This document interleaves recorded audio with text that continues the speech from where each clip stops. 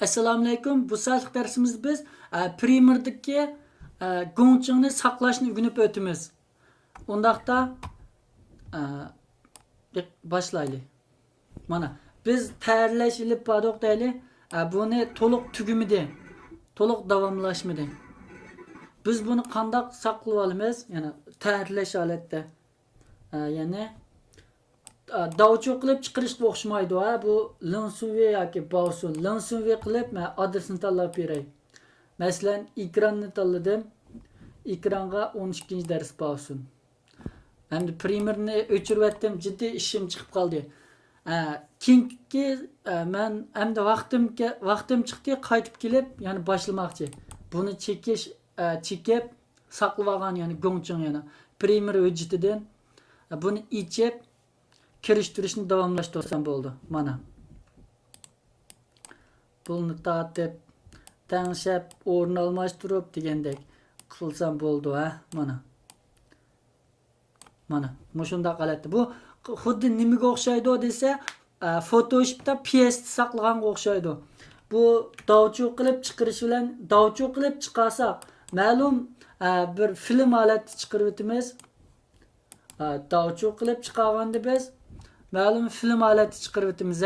Bu yosi olinib ketadi. Buni tayyorlab ishlatishga bo'lmaydi. Lekin bu linsuvi qilib, ya'ni saqlab olsak, gongchangni saqlab olsak, buni xalganda ichib o'zgartishga, tayyorlashga bo'ldi. Farq shu. Masalan, buni davchu qilib chiqarib oldim desam, men ekranni tanlab beray.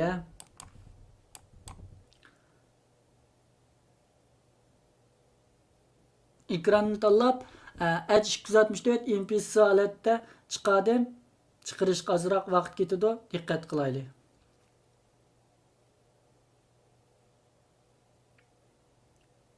Chiqyapti-da, mana.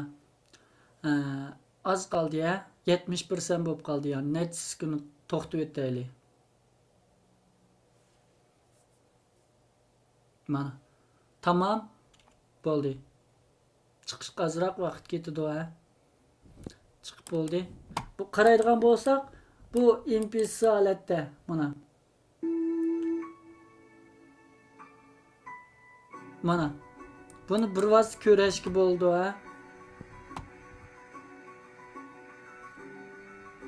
Mana. Endi bu primer hujjatchi.